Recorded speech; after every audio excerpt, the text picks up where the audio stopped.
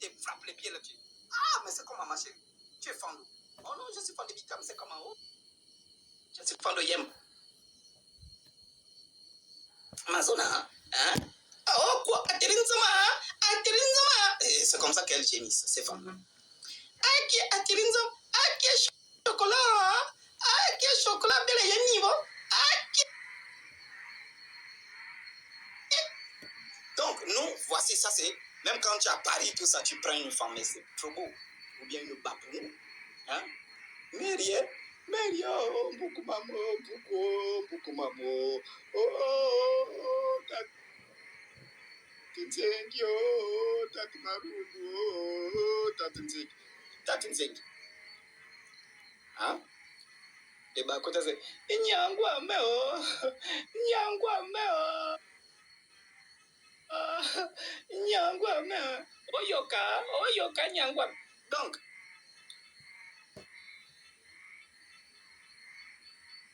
tu dois être nul au lit. Toi, tu es malade.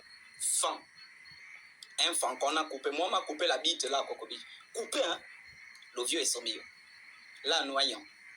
Hein. Je suis un vrai fan qui baisse depuis l'âge de 6 ans. Toi, tu me parles. Toi, tu es malade, toi. Hein? Non, les Obamba, non, c'est pas la peine. Ça sont des sacs de riz. J'ai soulevé peut-être 1400. Elle-même, hein, ces femmes Obamba, elles-mêmes beaucoup de. Et vraiment, ce sont des femmes, elles sont mal nasses. Vous savez, il y a la complicité ethnique. Hein. Je vous dis, hein, il y a des ethniques, quand ils se croisent seulement, ça fait grrr. Oh, mais tu sais comment? Grrr. Hein? Elles sont trop collantes, elles me collent. Ces Obamba, vraiment, il n'y a pas lieu. Elles collent trop. Hein? Voilà. Elles me collent trop.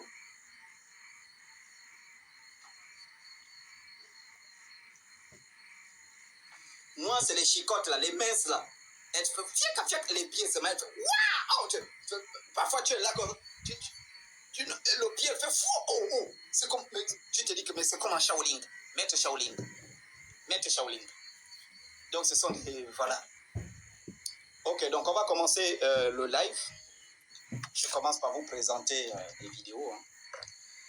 Donc, Nicolas Maduro a été arrêté comme un chien. J'ai dit, hein, même les chiens, il y a une manière d'arrêter les chiens.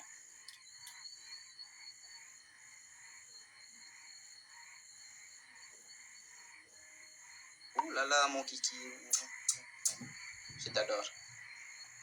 Donc, même les chiens, il y a une manière de les capturer. À cause de la ligue qui défend les chiens là. Il y a une manière de les capturer. Parce que je me suis dit, mais comment on peut kidnapper un président de la République? Comment? Meilleur vœu de ton anus ou quoi? Dégage de là avec tes trucs de meilleurs vœux imbéciles. Et il faut passer, ça cause de vous. Vous voyez, tous mes comptes sont signalés. Tous mes comptes, hein, si vous remarquez, je ne fais plus beaucoup de vidéos parce qu'ils m'ont donné des avertissements. Hein? Ils m'ont donné des avertissements. Les pouvis. Ah, les pouvis, oui, elle dame. Hein. Ah, mais il y a une pouvie là, vraiment. Elle reste vers Bambochine. Non, cette fille pouvie connaît. Non, elle connaît Dame. Elle dame, vraiment, c'est, je vous dis, hein, c'est. Quoi? Hein?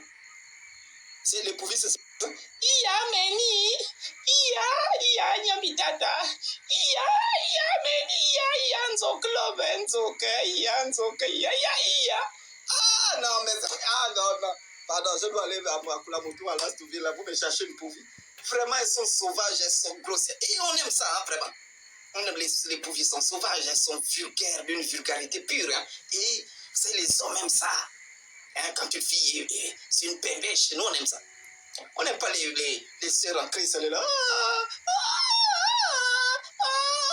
Mon Dieu, bon, mon Dieu, non, dégage. Nous, on fait les pembèches. Hein, les pembèches. C'est ce que nous, on veut, les pembèches. Moi, j'aime les pembèches. Voilà. J'aime les pembèches. Je dis, non, tu es ma salope. Oh oui, j'adore quand tu me dis ça. Oh, ça sont des femmes. Oui, commençons. Petit maudit. Toi, tu es pouvi. Oui, les pouvies, elles dament. Hein. Non, elles dament. Elles aiment les longs. Vous savez qu'avec le keta, le kuta qu'on cueille à Kulamutu, tout ça, quand tu manges ça, tu frappes ça aux pouvies, oh, les pouvies, les bagnati, tout ça. Mais des bonnes femmes qui étaient bien à l'époque, mais elles se sont gaspillées. Hein? Des bonnes femmes, elles se sont gaspillées avec les Obamba, les miennes, qui vraiment, vraiment, c'est compliqué. Des bonnes femmes. Hein?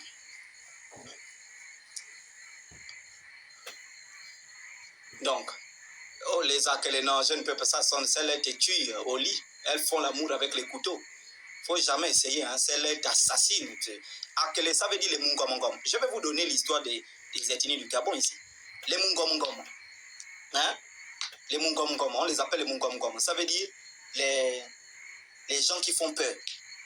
Vous savez que c'est une ethnie guerrière. Non, ils aiment les bagarres, les Mungomongom. Les bagarres, hein. Donc, c'est compliqué. Moi, j'aime... Oh, il y a les ethnies, tu fouilles. Hein. Tu fouilles. Il y a des filles qui sont douces, là, les Vili. Ouh, non, oh, non, les Vili. Mais elles sont rares, ces femmes. Je les cherche. Très rares. Hein. Oh non, les Massango, elles connaissent quoi. J'ai peut-être baisé 1400 Massango. 1400. Voilà, 1400 Massango, mais bon. Donc, allons-y.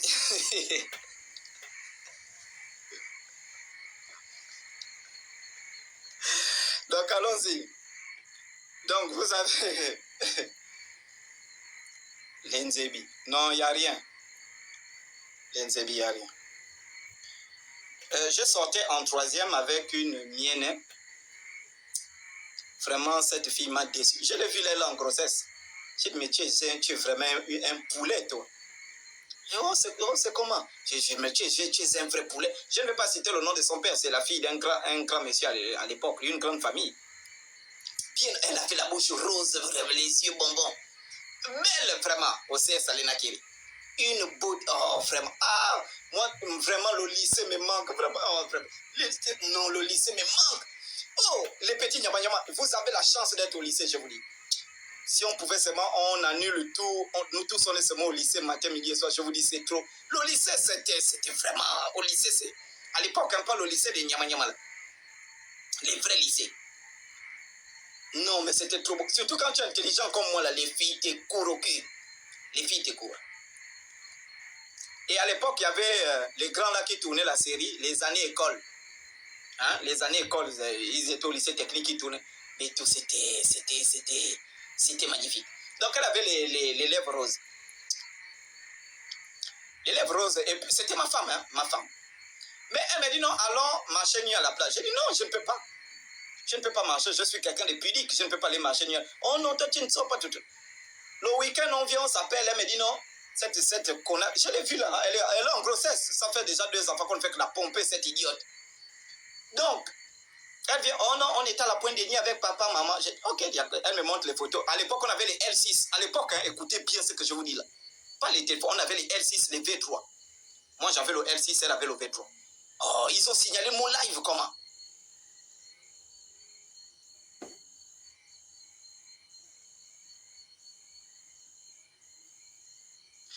Voilà, donc tapotez le live, ils ont signalé. C'est mercenaire. Donc, on avait les L6, les V3. L6. Moi, j'avais le L6.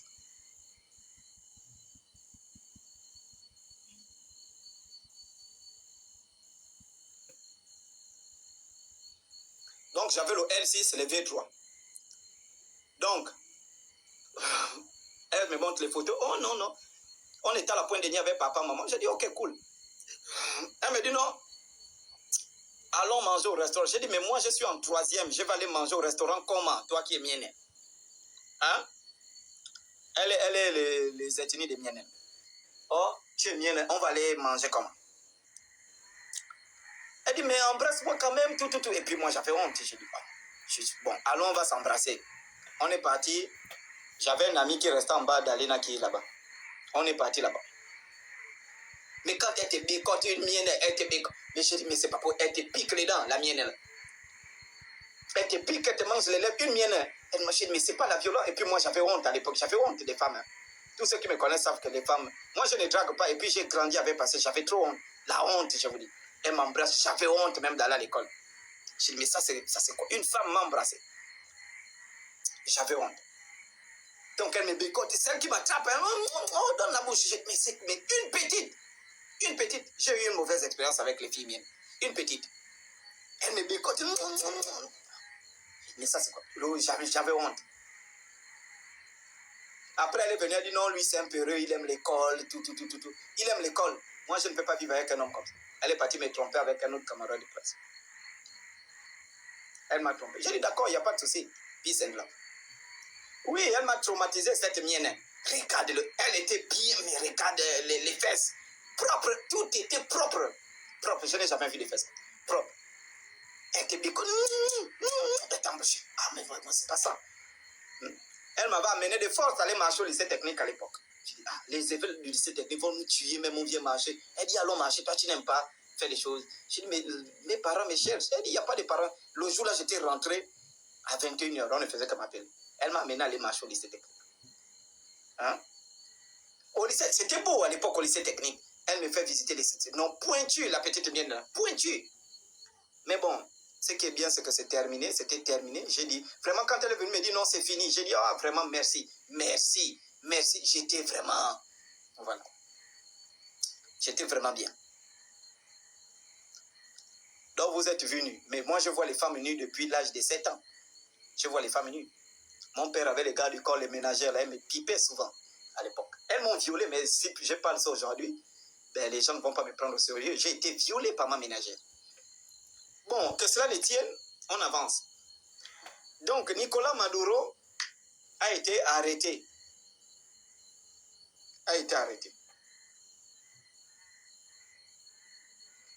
Tu es vraiment une beauté, toi. Je t'adore, mon moustique. Donc, Nicolas Maduro a été arrêté comme un singe. Il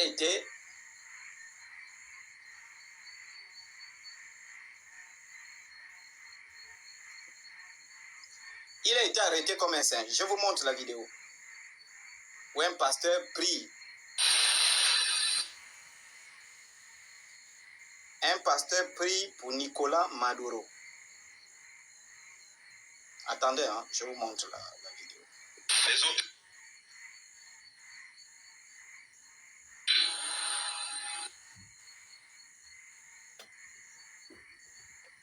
Father, in the mighty... Voilà, je vous montre. Father, in the mighty name of Jesus. Padre, en el poderoso nombre de Jesús. Lord, I decree with my terrible prophetic tongue today. Señor, yo decreto con mi terrible lengua profética hoy. That you will protect the president of this land. Que usted protege el presidente de esta nación. And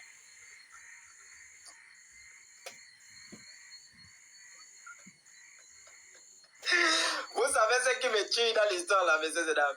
C'est que le président qui prie pour lui est un président, le pasteur qui prie pour lui, c'est un pasteur américain. Je ne sais pas si vous comprenez en fait.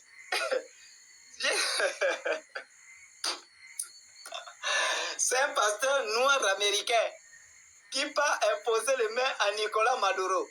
Un chef d'État, un pasteur noir américain vient imposer les mains. Allons-y. Protect the whole of this land of Venezuela. Y proteger toda la tierra de Venezuela. Even as you have shown me in the dream, you will chase away the enemy. Incluso como usted me ha mostrado un sueño, usted va a echar al enemigo. The enemy will not come close. El enemigo no se acercará. And this nation will... Il dit que dans la prière, il dit que je viens te mettre à l'abri de tous tes ennemis. Je viens te mettre à l'abri de tous tes ennemis. Y esta nación se levantará. Yo decreto salud and strength y fortaleza upon the president of this land. Sobre el presidente de esta tierra, Nicolás Maduro. Today, yo he decretado hoy victoria tres veces. In the mighty name of...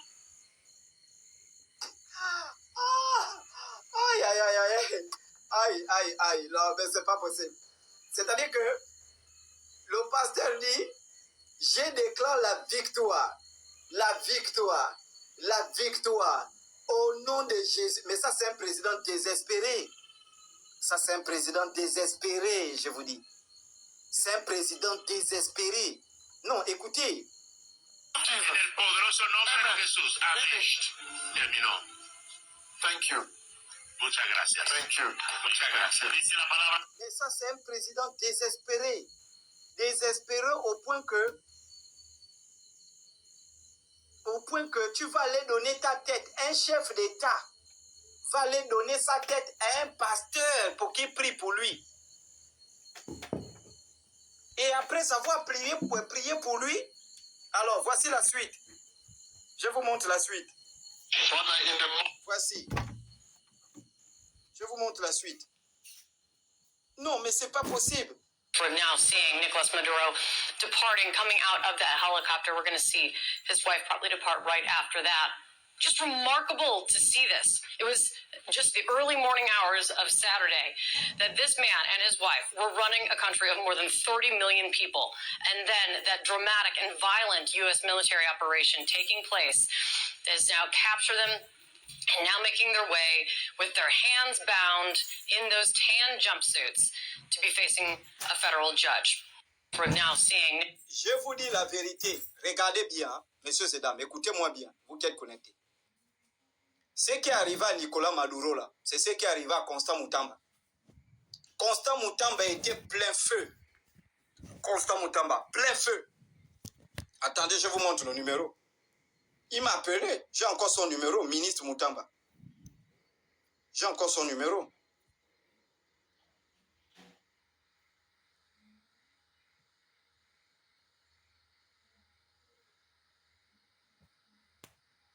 Voilà. C'est là. Voici. Vous voyez ça, non? Ministre Constant Moutamba. J'ai son numéro là. Est-ce que vous comprenez un peu? Ministre Constant Moutamba. Il était plein feu. Plein feu, vous comprenez? Quand il a décidé d'aller s'agenouiller, donner sa tête, la tête d'un bantou là, tu peux donner ça à un pasteur, un faux pasteur, qui frappe l'asto. Un faux pasteur qui frappe l'asto. Un faux pasteur qui frappe l'asto, qui frappe à Oko. Il frappe à Oko, c'est un champion dans la Oko. Il prend un faux pasteur qui, sa main il tape les fesses de maman pasteur. Vous comprenez un peu le délire? C'est-à-dire que le gars est en train de ken maman pasteur. Il ken maman pasteur, il galope sur maman pasteur. Elle est là, alléluia, alléluia, alléluia. Tu te dis qu'elles sont en train de prier, maman et papa sont en train de prier. Alléluia, Seigneur, moi je lève ton nom. Et les deux sont en train de chanter alors que c'est dedans. Si tu tends bien l'oreille, tu vas écouter piaka, piaka, piaka. Et c'est sa main-là qui tape. Les fêtes de pas. Alléluia. Oh, merci Jésus. Oh, merci Jésus. Oh, Jésus. Oh, nous Jésus. Nous Jésus. Et c'est la même main-là qui finit de frapper. Hein, tu aimes ça? Hein, pasteur, il dit, tu aimes ça, non? Hein, je m'appelle comment? Hein, ici, il n'y a pas de pasteur. Hein? Ici, le Saint-Esprit. C'est le Saint-Esprit qui agit, bébé. C'est le Saint-Esprit qui agit. C'est le Saint-Esprit. Et c'est la même main-là qui va prendre ce faux pasteur. Il va imposer à un président. Oh, le peuple vénézuélien, vraiment, je ne sais pas quoi, vraiment. C'est la main-là que ce pasteur-là, la main, vous savez, quand tu cabines, je vous donne des exemples. Quand tu pars chier, après tu te torches, non? Celui qui est gaucher se torche avec la main droite. Celui qui est droitier se torche avec la main gauche. Hein? Bon, il y a d'autres qui, ils se torchent, il est droitier, se torche avec la main droite. D'autres, les gauchers se collent. Et c'est la main-là qu'il enlève. Hein? Tu te torches, tu prends le papier hygiénique, tu enlèves, tu torches. Et quand on se torche, le nez est toujours comme ça, là, comme ça. Ça, je vous dis, c'est pour tout le monde. Quiconque se torche, tu amas toujours le visage là. Tu vois? Voilà, tu te torches. Tout le monde, il n'y a pas quelqu'un qui se torche qui est comme ça, non. C'est toujours, tu dois te torcher. Et c'est cette main-là que tu vas prendre, tu vas imposer sur la tête d'un chef d'État, ou tu vas imposer sur la tête de Constant Moutamba. Une main sale. Toi, tu dis c'est faux, montre-nous comment tu te torches, impoli. Tu contestes ce que je dis, toi? Tu es fou, quoi. Tu contestes ce que je dis? Quand les gens se torchent, tu contestes. Montre-moi comment toi tu te torches. Tout le monde, quand on se torche, on amarre le visage. Parce qu'il faut tirer les caca. Bon, donc, c'est cette main-là de Saligo qu'il va prendre, il va imposer à un chef d'État. Il prend ça, il impose un chef d'État. Il impose un ministre. Et souvenez-vous de M. Laurent Gbagbo.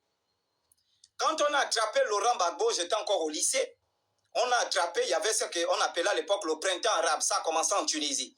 Après Tunisie, ça allait, si c'est où là, en Libye. Après Libye, en tout cas, ça allait en Syrie, le printemps arabe. Après ça, on a vu en Côte d'Ivoire, les élections de Côte d'Ivoire de 2010, il y a eu une guerre civile qui a éclaté.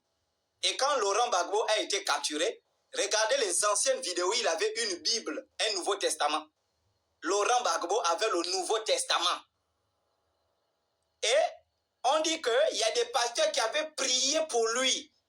Les pasteurs sont venus prier, invoquer Dieu pour dire que tu ne vas jamais quitter. Je dis ce que je vous dis là, j'étais encore jeune. J'avais vu Laurent Gbagbo quand France 24, ce couillon de Sarkozy qui joue le Ngunda aujourd'hui, c'est lui qui a semé la terreur avec son ami Barack Obama. Avec son long Bangala Barack Obama, ce sont les deux voyous là qui ont semé la terreur dans les années 2009, 2010, 2011 en Afrique. Ils ont bouleversé l'Afrique. Barack Obama et son ami, il s'appelle comment? Sarkozy Nicolas. Et Obama Barack. Obama Barack et Sarkozy Nicolas, ce sont eux qui avaient fait tomber Gbagbo Laurent. Et donc, Gbagbo Laurent, il avait la Bible, Gbagbo Laurent. Et donc, on l'a trouvé avec la Bible, Gbagbo Laurent. Et on a les gars qui l'ont attrapé, tout ça, avec son ami à l'époque. Bon, je me souviens, les noms, ça remonte, hein, je vous dis, on est en 2010. Il avait, c'est un vice-président qu'on appelait Charles Blé Goudé ou un truc comme ça. À l'époque, on les a attrapés. Ils avaient les Bibles, Charles Blé Goudé ou je ne sais pas qui là.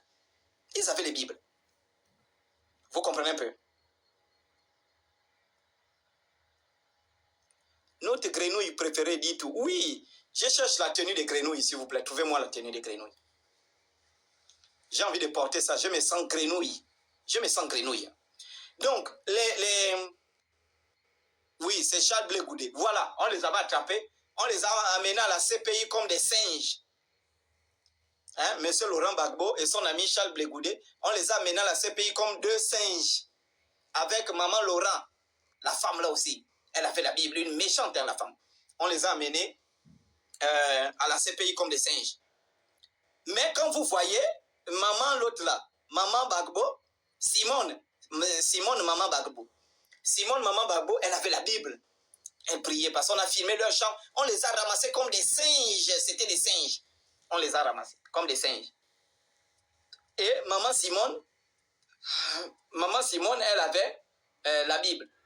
Donc après que les faux pasteurs aient prié pour eux, hein, quand les faux pasteurs aient prié pour eux, on les a capturés. Le singe, c'est toi, Chocolat. Oui, mais attends. Moi, je suis un kiki. Oh, c'est moi le singe, le meilleur des singes. Est-ce que vous comprenez un peu? Ce qui veut dire que Nicolas Maduro a commis une erreur grave. Ne laissez jamais un pasteur vous imposer les mains. Un pasteur qui vous impose les mains, il te maudit. Un pasteur qui t'impose les mains, il te maudit. Quelqu'un qui gratte ses couilles. Et ça fait que les mains de gratta là, il vient, il impose ses mains. Ça, c'est la première chose. Donc, on va commenter cette actualité-là. Attendez, j'arrive, je prends.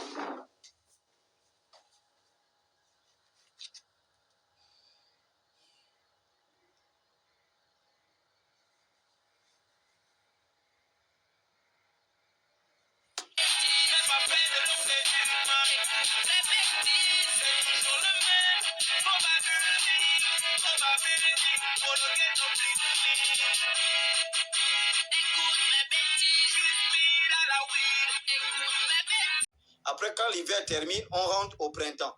Au printemps, il y aura des saisons qui seront bouleversées. Par exemple, en hiver, vous pouvez être à 8h, 9h, mais il fait encore nuit.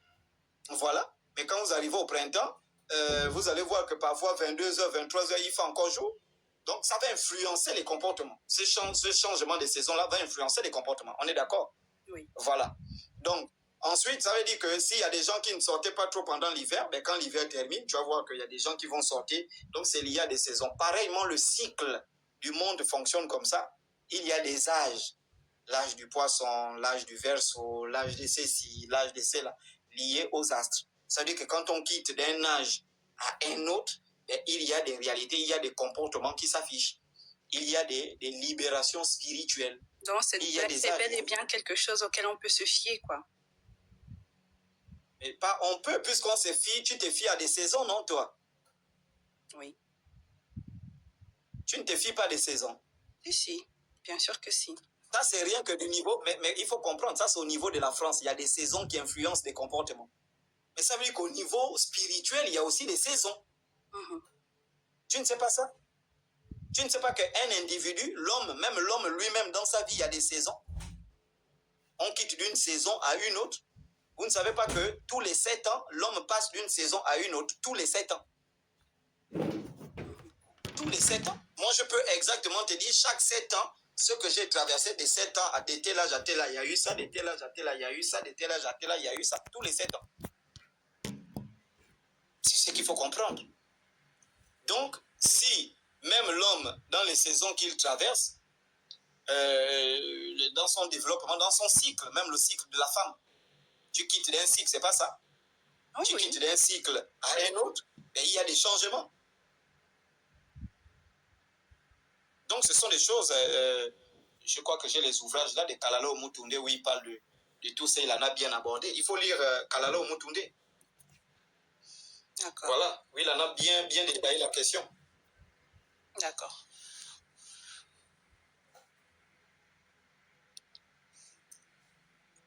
Oui, on vous écoute. Oui, bonsoir à tout le monde. En fait, Chocolat, j'aimerais poser une question, comme c'est pas concernant les noms, mais c'est un nom qui est arrivé dans mon rêve il y a à peine hier, là. J'ai fait un rêve. Si tu peux me donner le temps de l'expliquer. Mais tu fais un rêve hier et tu viens tu cherches des lives pour t'expliquer le rêve.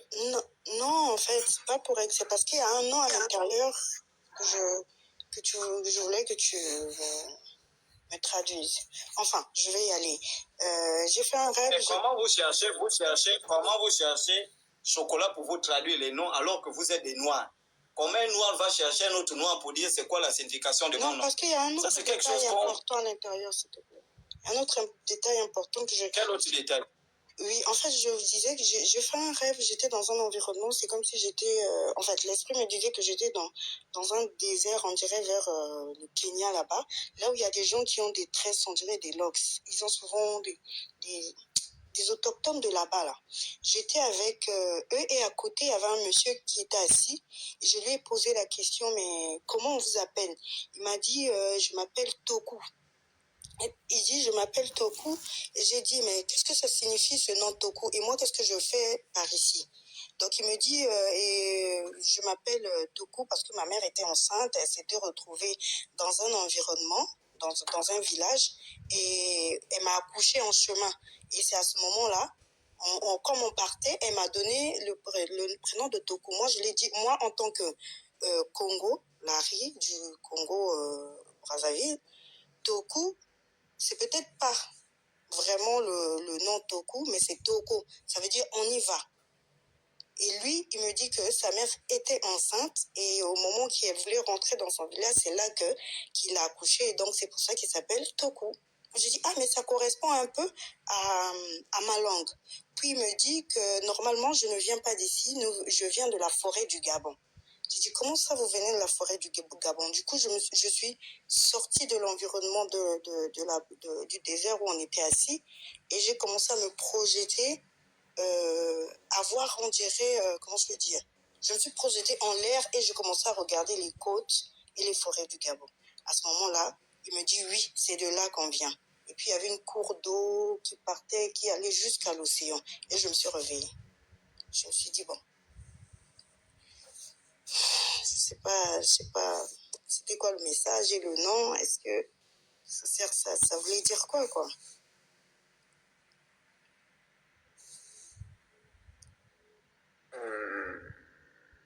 Juste,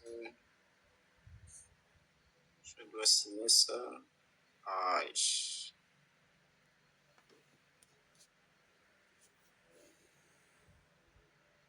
Excusez-moi.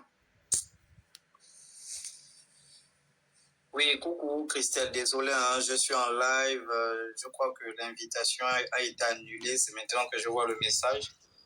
Je ne sais pas si tu peux me renvoyer ça, comme ça je signe directement en ligne.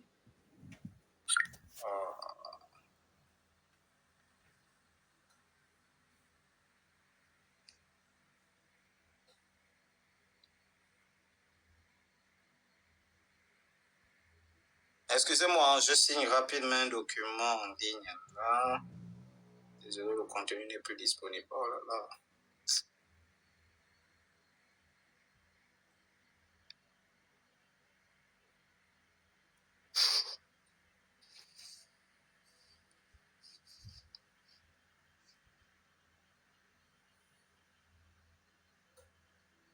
D'accord, donc pour revenir sur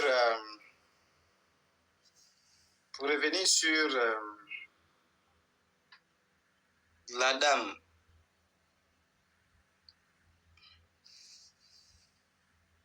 Elle est annulée ou quoi?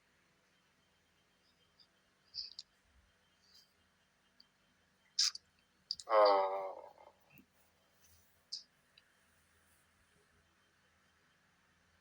Oui, Libal, bonsoir, ça va et toi?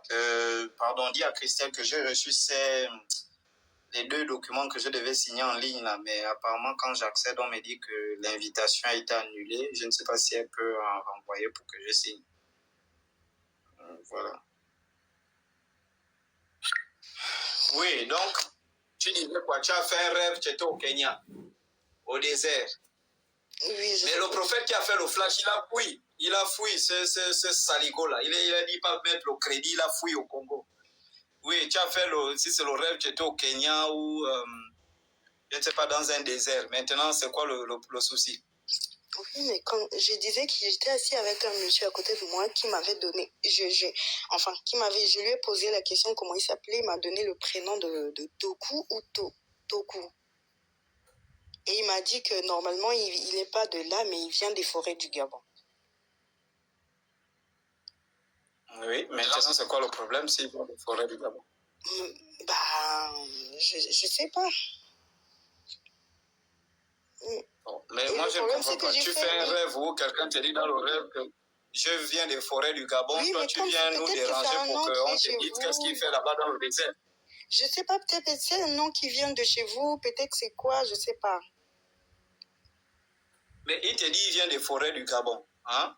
Toi, tu es d'où? Je suis du Congo. Oui, maintenant il dit il vient des forêts du Gabon. Oui. Donc tu ne sais pas que le Congo et le Gabon, c'est le même pays, quoi. Le Congo-Brazzaville, tu ne sais pas ça? Of course, je sais, mais c'est juste qu'aujourd'hui, ce n'est plus peut-être comme ça et que... Mais je non, sais pas pourquoi le c'est rapport pas avec ça. moi, quoi. Non, mais comment le rapport avec... Mais justement, c'est ce que moi je cherche à savoir. Il t'a dit, moi je viens des forêts du Gabon. Après, il t'a dit quoi? Après t'avoir dit, je viens des forêts du Gabon, qu'est-ce qu'il t'a dit? Est-ce qu'il t'a donné un nom à toi, que toi, normalement, ton nom, c'est pas Caprice, ici, des Africains, comme tu t'appelles là, si c'est Caprice ou Caprice, non? Ton vrai nom, c'est ça. Moi, par contre... Ou bien, en réalité, toi... C'est moi, par contre, qui ai remarqué que c'était comme si c'était lucide. J'ai remarqué que j'étais dans un endroit où il fallait pas que je sois. Du coup, j'ai dit, mais quelque chose m'est arrivé dans la tête. Je me suis dit, je vais lui poser la question, comment il s'appelle? Pourquoi je suis avec eux? Qu'est-ce que je fais à côté et tout. C'est à ce moment-là qu'il m'explique. Oui, il t'a dit pourquoi tu étais avec eux? Non, il m'a même pas dit. Mais donc, tu pries, tu redemandes le même rêve et tu vas lui poser la question, qu'est-ce que tu faisais là-bas? D'accord. Parce que la veille, j'ai écouté vos chansons traditionnelles, je ne sais pas. La veille, j'ai écouté beaucoup de chansons, la harpe là. Je ne sais pas si c'est à cause de ça que ça m'a connecté à ça. Mais bon. Mais oui, ça peut être ton ancêtre. Tu redemandes le rêve pour que ce rêve soit clair. D'accord. Moi, j'avais fait un rêve à l'époque quand j'ai commencé. Je faisais quoi? J'avais acheté un terrain. J'avais jamais rêvé de mon grand-père hein, depuis qu'il est décédé. Il est décédé en 2008, j'avais jamais rêvé de lui. Je suis allé dormir, je l'ai vu, il était dans mon terrain debout. Je lui ai dit, c'est quoi le problème? Et le rêve s'est arrêté. Et ça m'a travaillé toute la journée et j'ai redemandé le même rêve. J'ai dit, je veux redemander le même rêve. Et je vous explique qu'il y a beaucoup qui vivent ça, mais comme ils sont bêtes, j'ai redemandé le même rêve. Et là, bon, il y a des techniques pour redemander le même rêve. C'est ça, j'allais demander. Je me suis allongé. Quand je me suis allongé, le rêve que j'ai fait a commencé où je m'étais arrêté. Il y a des gens qui vivent ces expériences où quand un rêve se coupe, quand tu redors, le même rêve se recommence. Et là, puisqu'il n'avait pas répondu à ma question dans le premier rêve, qu'est-ce qu'il faisait là? Et là, j'ai reposé la question, mais qu'est-ce que tu fais là? Il m'a dit, ne laisse pas ce terrain-là vide. Voilà, il m'a dit, le terrain-là, ne laisse pas ça vide. Il faut construire quelque chose dedans. Et le lendemain, voilà. Donc, il y a des choses comme ça. Ça veut dire qu'en fait, il était là. C'était pour me faire passer un message. Voilà, attention, ça là ne laisse pas vide. Il faut faire. Mais il faut redemander. C'est ça la spiritualité. Comment je fais? Vous avez parlé de technique. Je fais comment? Non, va chercher ma sœur. Oui, allons-y. Oh, j'ai raté de signer le document. Bonsoir. Si.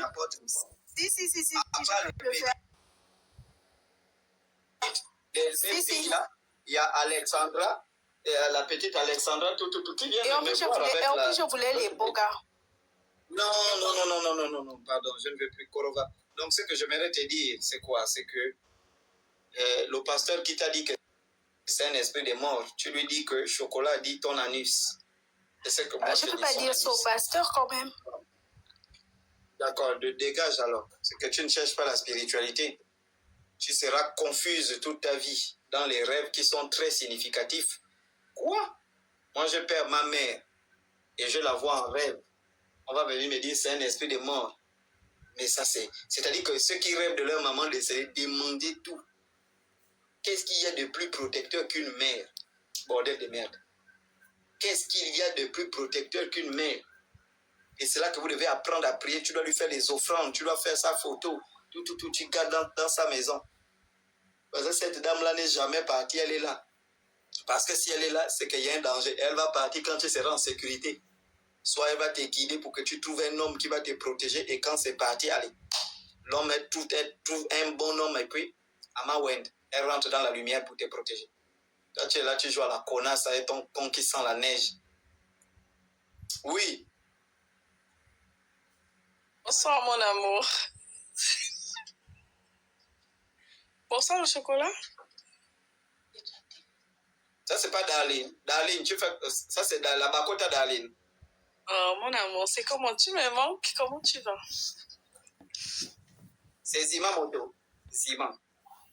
Non, c'est la nouvelle. C'est pas moi. Moi, c'est Darlina. Oui, tu veux quoi?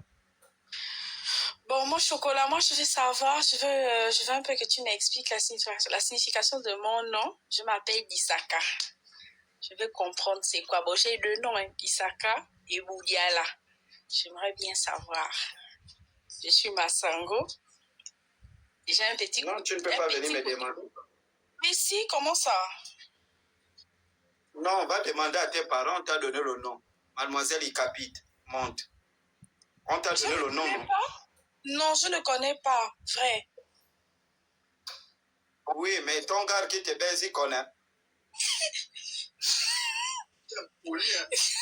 Parce que c'est une honte, hein? C'est une honte. Vous savez, je vais vous dire une chose. Hein? Je vais donner cet enseignement sur la signification des noms Mangon. Le professeur Idiata va me compléter beaucoup de noms là. Il a toute une liste. Il va me compléter beaucoup de noms. Je vais donner un enseignement sur ça.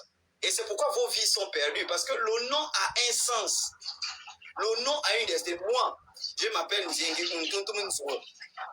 Quand fermez vos micros là, bande de pimbèches noirs.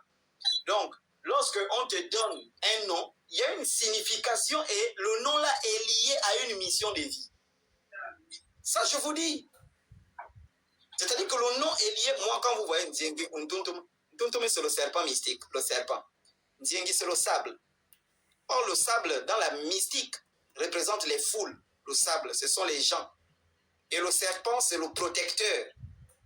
Et donc, vous voyez, le protecteur, le serpent qui protège les foules. Les foules, c'est qui les opprimés que vous êtes, les gens qui souffrent. Vous comprenez? Oustaz Diane, tu veux monter? Il n'y a que les femelles, hein, vraiment, les femelles. Oui, parle. Donc, quand tu viens, on te donne un nom. La première des choses, c'est de demander, mais mon nom signifie quoi? C'est ça, qu'est-ce que mon nom signifie? Et tu vas orienter ta vie en fonction de la signification de ton nom. Tu vois? Mais tu ne peux pas venir. Tu as quel âge, toi, déjà, Darlina? J'ai 24 ans. 24 ans. Tu encaisses déjà les bangalas, non? Oui. Voilà. Tu encaisses les bangalas. Je t'ai déjà dit, toi qui écris Mouniaka, la Mouniaka, c'est les fesses. Si tu ne veux pas, je te fais descendre, hein, toi. On te dit Mouniaka, c'est les fesses. Mouniaka, c'est les fesses. Donc, quand voilà, on va par exemple te donner le nom Mouniaka. Mouniaka, les fesses. Tu dois comprendre. Mais pourquoi on me donne les fesses? Pourquoi on me donne ça? Et ça doit te permettre de guider ta destinée en fonction de ça. Parce que Mouniaka, c'est les fesses. Donc, on te donne un nom. Le Bangala, déjà, tu attrapes peut-être depuis l'âge de 15 ans. Mais tu es fort pour attraper le Bangala, pour lécher les couilles comme si c'était des bonbons. Je ne fais pas ça. Mais tu ne peux pas demander. Tu ne peux pas demander. Nous tous, on ne fait pas ça. Nous tous. Tu ne peux pas demander même aux gens que tu attrapes les Madungu, que tu lèches les Madungu, là, que, Madungu, oui. Tu es de quelle ethnie? Les villages, vous avez fui. Les trucs, ça, j'ai pas la colle. Je n'ai pas fui mon village. Je pars toujours à Ibunji. Je ne peux jamais fuir Ibunji. Mais si tu pars à Ibunji, moi-même, je pars. Là, je suis en train d'aller à Ibunji, là. Je suis en train d'aller à Ibunji. C'est un village de Masson. Je te réserve l'hôtel. Je prends ton charge. Dégage. S'il te plaît, bébé, dis-moi. Dégage. Oh, dégage, comment je suis sérieuse? Va avec ton consent. Ton consent, va. Oui.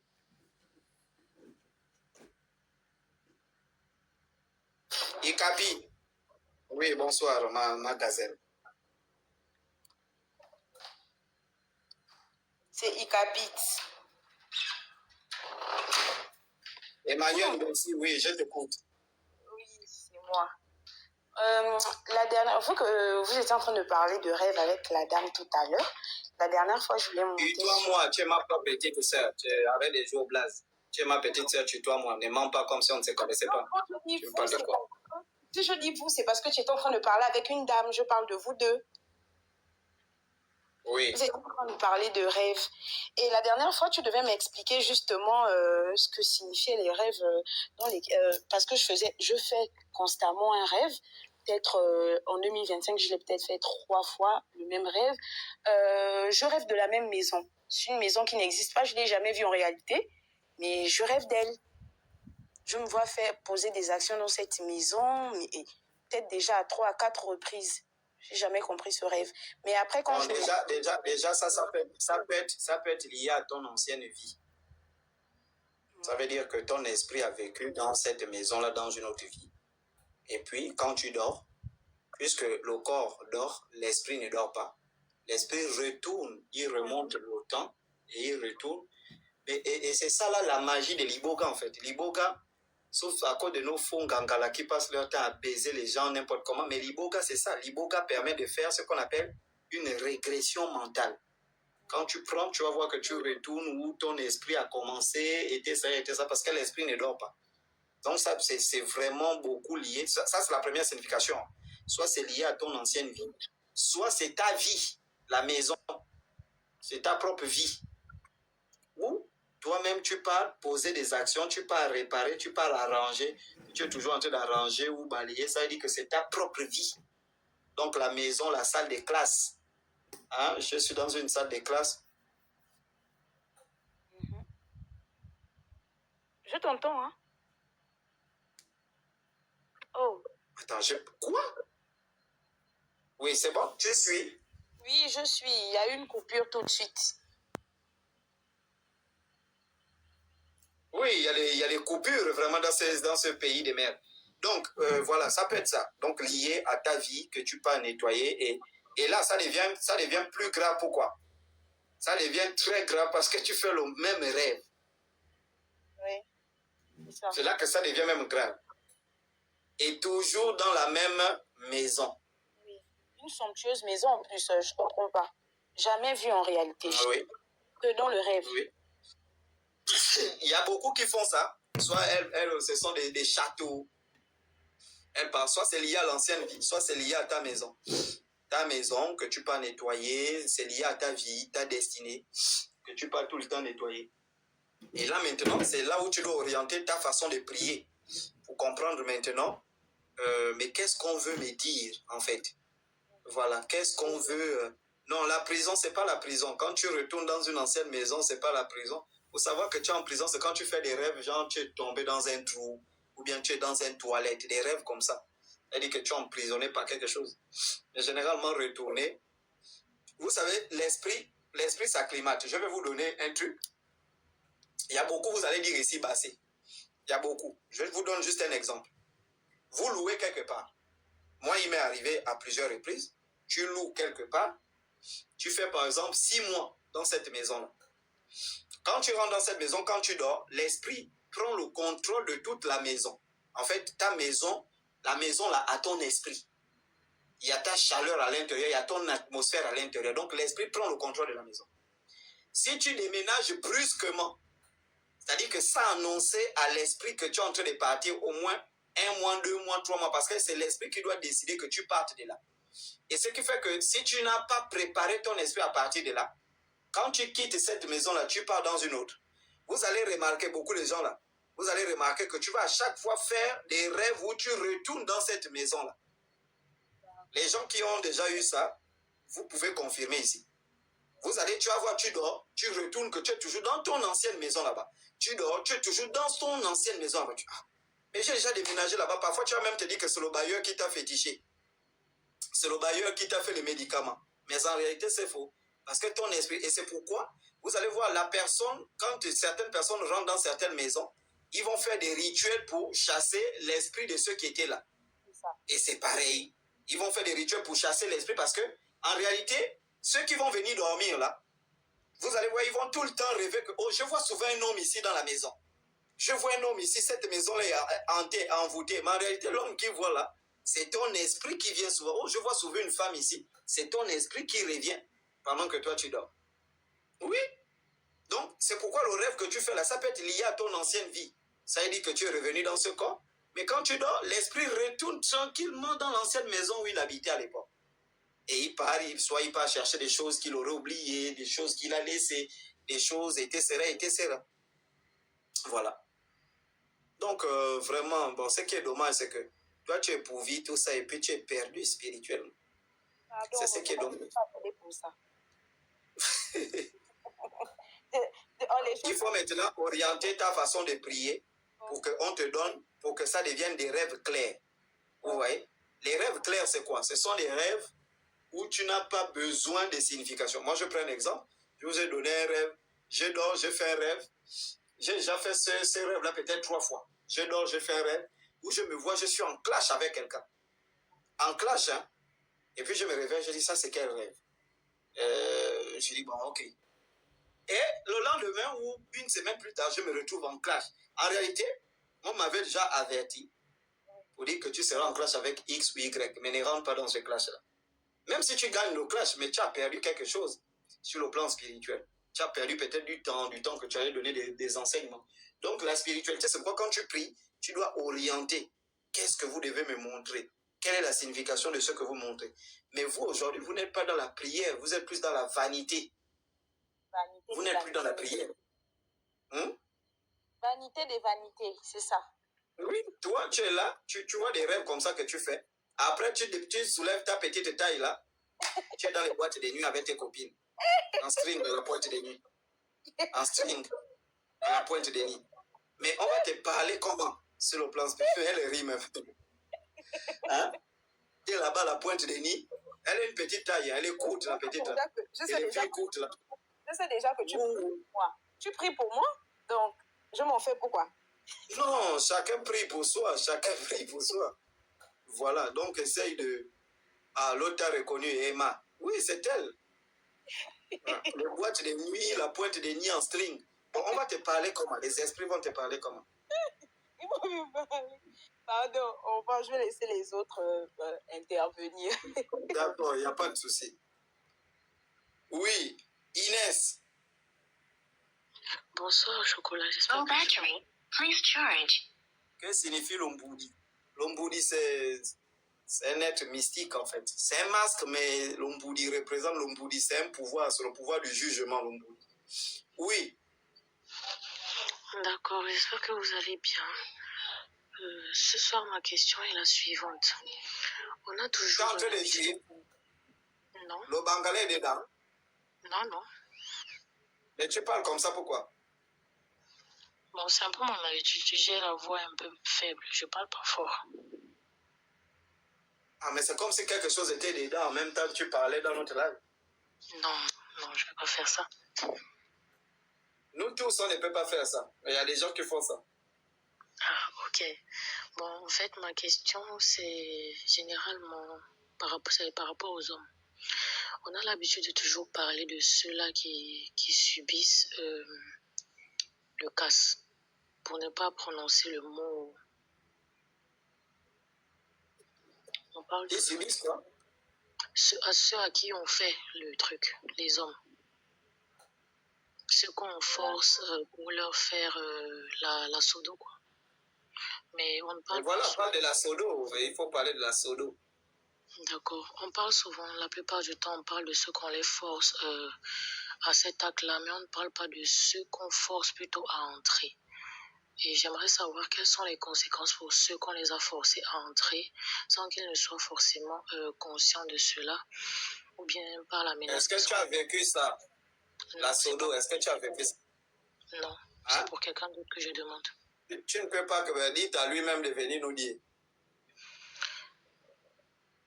Parce que il doit venir nous dire qu'il a forcé à pénétrer. Parce que oui, exactement ce que tu dis.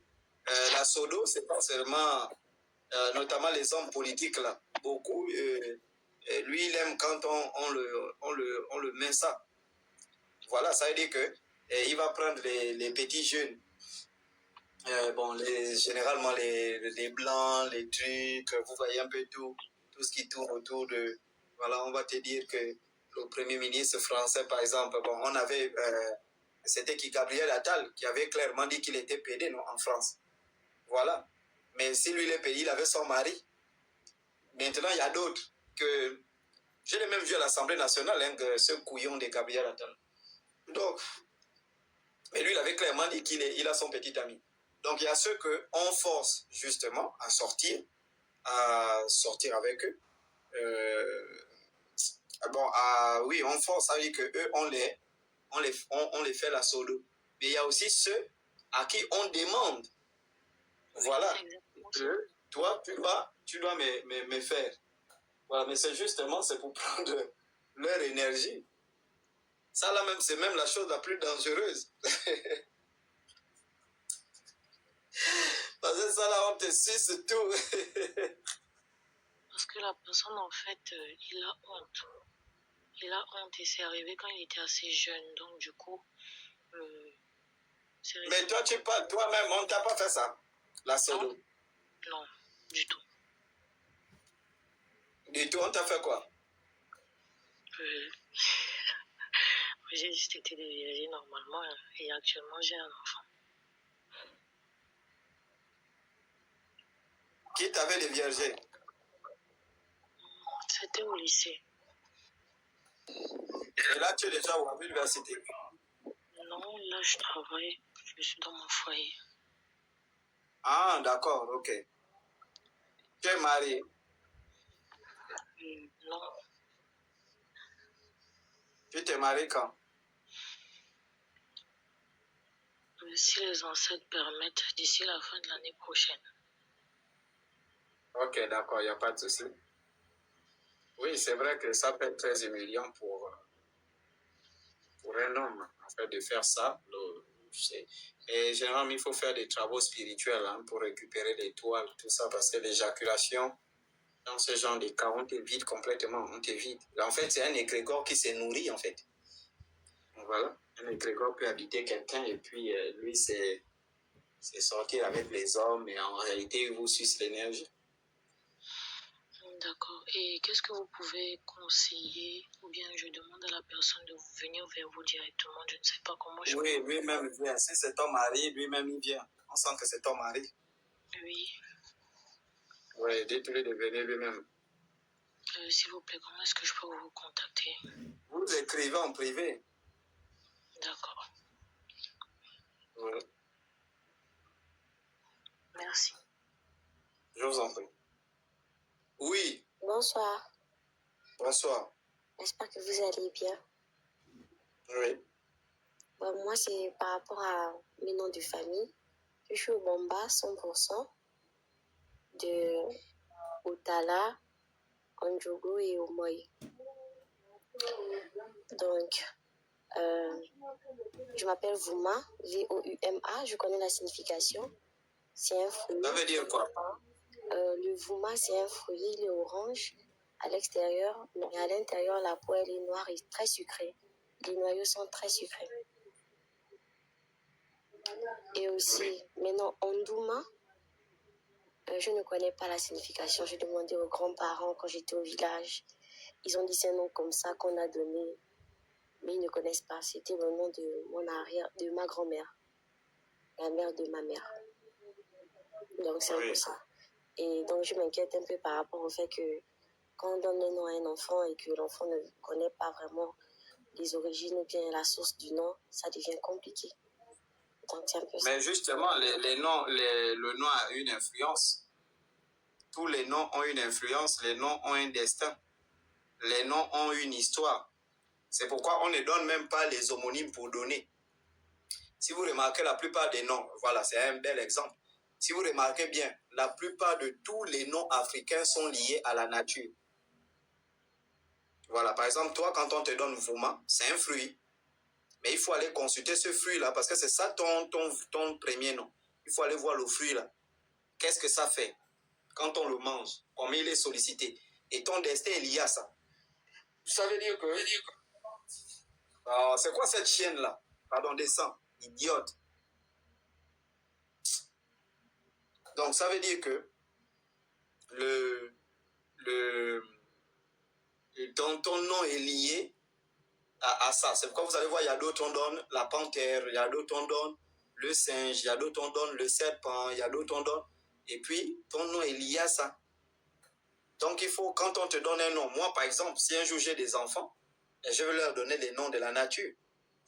Je ne vais pas surnommer quelqu'un. Par exemple, dans ma famille, dire que je prends le nom de tel, surnommer, parce que surnommer quelqu'un, c'est invoquer l'esprit de cette personne dans le destin de la personne. Voilà, ça veut dire que j'invoque l'esprit, par exemple, de mon grand-père pour qu'il vienne accompagner cette personne. Ça, c'est la première technique. Maintenant, deuxième technique, tu peux donner les noms des animaux ou les noms des eaux ou parfois les noms paraboliques. Voilà. On va te donner le nom en langue et on va te donner le nom là signifie par exemple la vérité ou bien le bonheur ou bien voilà, tu peux donner des noms comme ça. Et c'est lié à quelque chose. Un nom, c'est par rapport à une circonstance. Quand on donne à quelqu'un, par exemple, Bina, dans certaines ethnies, Bina, ça veut dire c'est la tombe. Mais on a donné ça pour une signification. Voilà, on a donné ça pour une signification. Quand je donne Bina, mais nous, on reprend les mêmes noms, on redonne aux mêmes personnes, sans savoir le contexte dans lequel on avait donné ce nom. On donne Musunda, c'était pour une signification. Et on redonne seulement, sans comprendre le contexte. Voilà, j'avais aussi une autre préoccupation. Il y a ma mère qui était décédée sur mes mains. Maintenant, je voulais savoir, elle était décédée sur ma petite sœur et moi, la tête était sur moi, les pieds étaient sur ma petite sœur. Elle a rendu l'âme sur nous. Maintenant, j'aimerais savoir, quand j'étais au lycée technique, bon, je passais l'examen, le baccalauréat, je voyais tout le temps ma mère qui venait dire, voilà, ta petite sœur va mettre au monde et tout. Du genre, je vais casser le cercueil, elle avait des colères et autres. Et avec la peur, comme je passais l'examen, j'avais tellement peur, j'avais rejeté ça. J'ai dit, je ne veux pas, j'ai peur, tu me fais peur tout le temps. Je sais que tu es décédé sur moi et je m'inquiète à chaque fois, tu apparais. Et donc, c'est un peu ça jusqu'à aujourd'hui. Je n'ai plus jamais rêvé d'elle. Elle va casser le cercueil, pourquoi? Parce qu'elle disait que, vu que ma petite soeur était enceinte, elle savait que ma petite soeur était enceinte avant même que nous, on ne puisse savoir qu'elle était enceinte. Donc, elle était décédée, elle avait l'information que ma petite sœur était enceinte. Et moi, on n'avait pas cette information. Maintenant, c'est derrière que ma petite sœur a 7 mois de grossesse. La grossesse menaçait de sortir un peu plus tôt. Donc, elle était revenue me dire que je vais casser le cercueil. Si vous ne faites pas le trousseau de l'enfant va arriver. Faites le trousseau de l'enfant, dépêchez-vous. Dis à ton père d'aller faire le trousseau de l'enfant. Parle avec ton père. Comme il y avait des tensions, papa et nous, et elle, donc, à chaque fois, elle revenait tout le temps. Et je paniquais. Mais toi, tu es une maboule. Donc, quand on te parlait de ça, tu faisais quoi? Tu peux te faire enculer. Non, je ne même pas. J'étais très, très stressée. Je ne dormais pas. Donc, c'était un peu ça. Mais quand le Bangala rentre, tu dors. Après, quand l'enfant est né, quelques temps après, elle est revenue chez ma petite sœur et puis elle a dit, tu n'es pas prête à être mère. Et un mois après, l'enfant est parti. Mais quand le Bangala rentre, tu dors, non? Quand ça rentre. Ah, Seigneur Jésus-Christ. Mais en fait, les gens vous avez des expériences spirituelles qui dépassent l'entendement humain. C'est-à-dire que ça là, vous ne trouvez pas ça dans les églises. Vous avez des expériences spirituelles qui dépassent l'entendement humain. C'est-à-dire que tu dors, ta maman qui est partie vient te dire, faites le trousseau parce que la fille que vous voyez là, enceinte, vous ne connaissez rien qu'elle enceinte, vous demandez l'enceinte. Ensuite, elle regarde le cœur de sa petite soeur, de sa fille, elle voit le futur, sans que l'enfant là n'est pas prêt à avoir un enfant. Quelquefois, l'enfant part. C'est ces trucs spirituels là. Elle dit, bon, maman, guide-nous, montre-nous le chemin, parce qu'elle est décédée dans vos mains.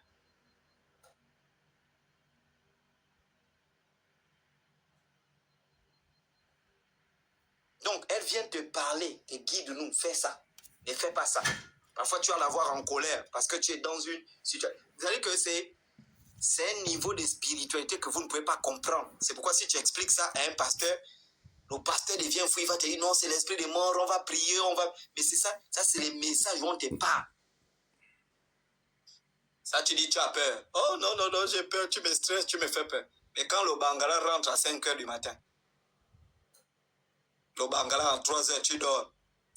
Parfois, tu es en train de rêver que tu es en train de manger le kounou. Dans la vie réelle, tu sens seulement comment ça rentre. Wow, ça va. Là, tu n'as pas peur.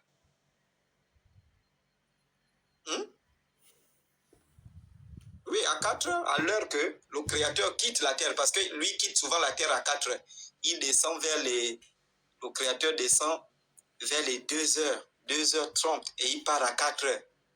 C'est pourquoi quand vous sortez là, vous êtes bénis à l'heure là. Mais c'est à l'heure là que le long Bangala rentre dans l'omoniaka de la fille. Là, elle n'a pas peur, elle suce. Mais quand on vient lui donner les messages spirituels qui concernent sa vie, voilà. Là, j'ai peur. Si quelqu'un m'avait, par exemple, peut-être parlé, ou... Moi, je suis la plus grande des filles. Je suis après le garçon, c'est moi. Tu as quel âge? 2 filles, 2 garçons. J'ai 26 ans. Oui. Donc, il y a un avant moi. Et ensuite, après, c'est moi, et ensuite un garçon et la dernière. Mais moi, je suis considérée à peu près comme l'aînée. Toutes les responsabilités sont sur moi. Les gens me regardent trop, on me pointe trop du doigt et tout.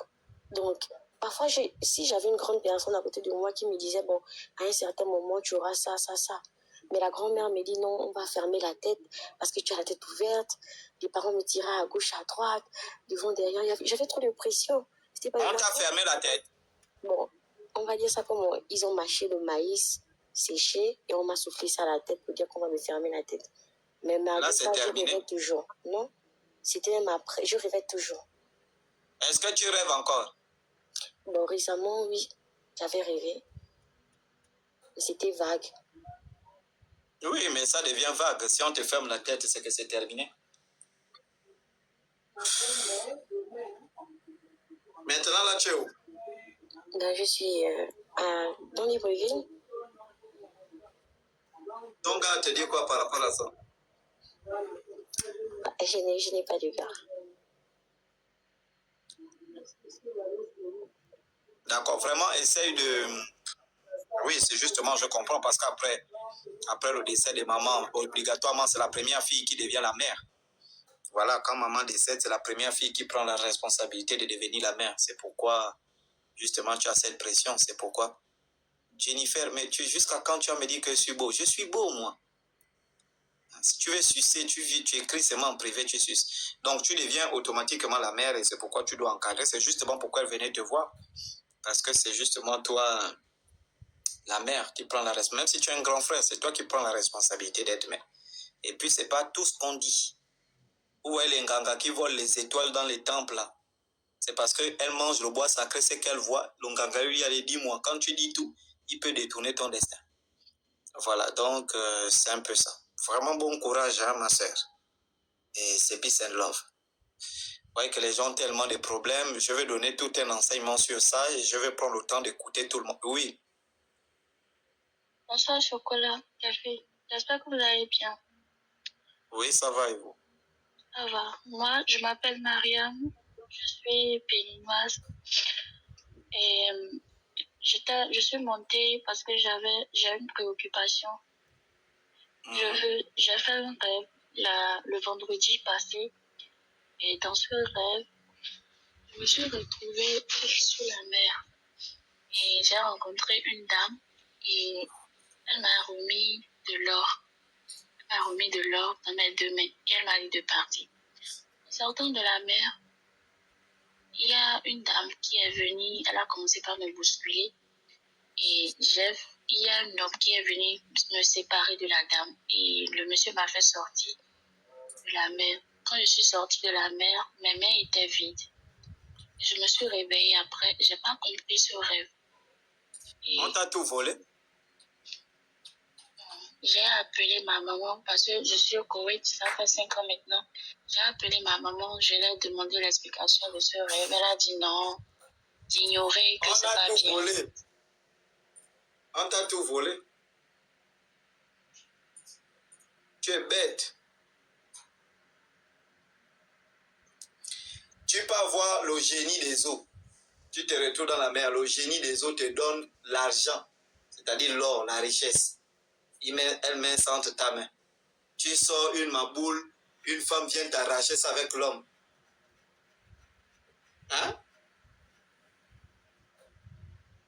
On t'a tout volé. En fait, c'est un rêve clair. Ça, c'est pas un rêve où on demande une signification. C'est un rêve clair. Tu comprends un peu? Ok, je comprends. Et maintenant, comment faire? Mais comment faire comment? Le génie t'a donné tout. On a volé. Tu vas faire comment? Hein? Tu vas encore trouver. Mais justement, c'est ça, justement. Et c'est qu'elle évoque là, c'est vrai. Vous savez, il y a des gens que le Créateur a mis à côté de leur génie. C'est le génie là qui te guide, le génie te donne. On dit le génie, on dit, ah, tel c'est un génie. Hein? On te donne tout. C'est pourquoi il y a des maîtres spirituels qui volent les richesses des gens. Quand il te fait initier, il peut te voler. Donc tu es parti, le génie t'a donné des choses que pas. Tu es parti dans l'eau. Parce que tu es un enfant lié à l'eau. Le génie t'a dit, ah tiens, pas. Peut-être que c'était la richesse était liée au travail. Tu devais peut-être travailler à l'étranger. Tu devais peut-être travailler, je ne sais pas où. Voilà. Et puis, il faut savoir qu'il y a les guetteurs. Il y a les chasseurs des étoiles. Tu les vois dans les rêves sous la forme d'un homme ou d'une femme. Mais ce sont des gens qui sont là. Ils font des voyages astraux pour venir guetter les ignorants qui ne savent pas comment contrôler leur richesse. Et ils t'ont vu venir avec la richesse, tu ne savais pas qu'est-ce que c'est. Et ils ont volé. Et la dame et le monsieur, je ne sais pas. Là, tu es au Bénin. Non, je suis au Koweït actuellement. Ça fait 5 ans maintenant que je suis là. Oui. C'est terminé. On te donne la richesse au Koweït, là-bas, tu es peut-être ménagère, alors que tu allais voir la richesse. Tu fais quoi même là-bas? Je suis nounou. Mais voilà. Nounou au Koweït, après les Arabes te baisent au cul, voilà, toutes ces choses-là, et puis on va te chasser, on te maltraite. Vraiment, c'est triste, c'est un rêve triste. Hein? C'est un rêve triste. Il faut prier maintenant tes ancêtres, vraiment, c'est... Parce que quand tu pars dans les eaux, ça ne sont pas les ancêtres, ce sont les génies. Hein? Tu es lié à un génie. Qu'est-ce que je peux faire maintenant pour recevoir encore ce temps? C'est triste, je ne sais même pas qu'est-ce qu'il faut faire. Mais je vais donner un enseignement, il y a plein d'enseignements que je vais donner. Voilà. Parce que tu vois, tu es nounou, on t'a donné des richesses. Hein? Tu ne vas pas rester toute ta vie nounou. Forcément, on est venu te donner les richesses. Et parfois, l'homme là même qui te vole, là, ça peut être même la famille des Arabes où tu vis là. Ce sont des gens mystiques, surtout. Hein? Voilà. Ça peut être des gens qui te volent, ils volent. En tout cas, c'est parfois il y a des choses. C'est souvent quelqu'un parfois qui n'est pas loin. Ils sont comme ça. Voilà. Il y a des gens comme ça. Là, j'ai beaucoup les témoignages là, par rapport au temple. J'ai beaucoup là. Où quelqu'un fait le voyage astral. Quelqu'un il voit ces génies qui lui donnent des richesses. Voilà. Parfois, les génies lui disent même que le temple où tu es parti te faire initier là, c'est pas bon. Mais tiens la richesse. Ne dis pas, sinon elle va voler. Quand la personne arrive, elle dit, et puis elle constate que le voyage qu'on lui avait montré là, ça disparaît. C'est déjà l'enfant du marabout qui voyage, où elle devait partir exactement. On fait ça.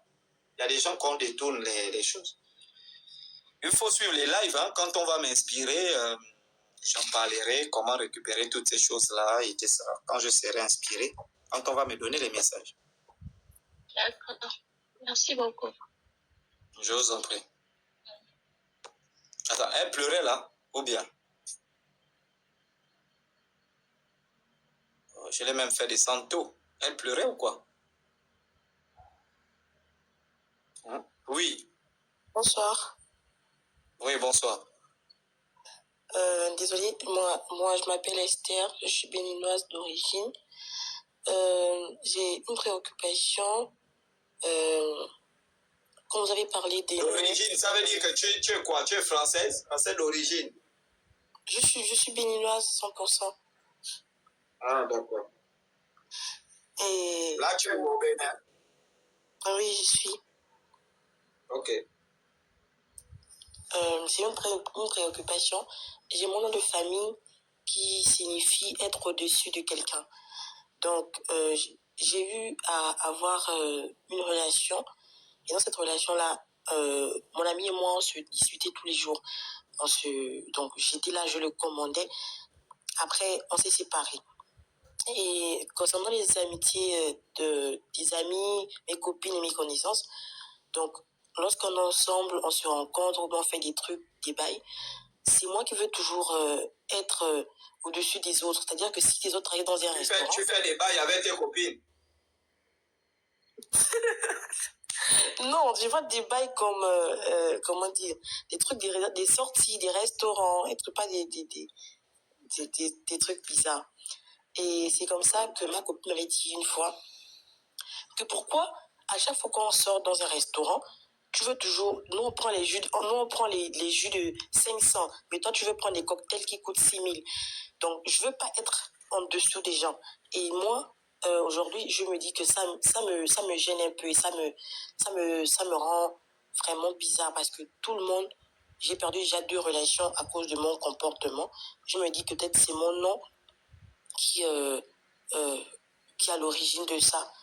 Et je voulais savoir comment faire pour gérer tous ces trucs-là. Donc, tu as déjà encaissé 2 bangalas, c'est ça? Non. Tu as encaissé combien de bangalas? Un seul. Mais tu as déjà dit que tu as perdu 2 relations. Ça veut dire qu'il y a 2 bangalas qui étaient rentrés dans ton compte, ou bien? Dans les relations, on n'avait pas eu de rapport. Il n'y a pas eu de rapport. D'accord, mais moi je ne sais même pas. Pourtant tout est clair. C'est ton nom. Ton nom, celle qui est au-dessus des autres. Ça veut dire la dominatrice, l'autoritaire.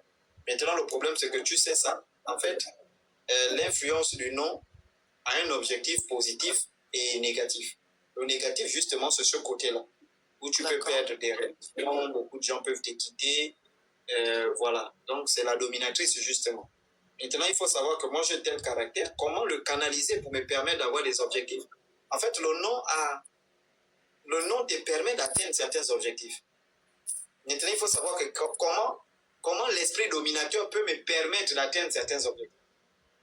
En fait, une femme qui est autoritaire, c'est une femme qui réussit facilement dans l'entrepreneuriat.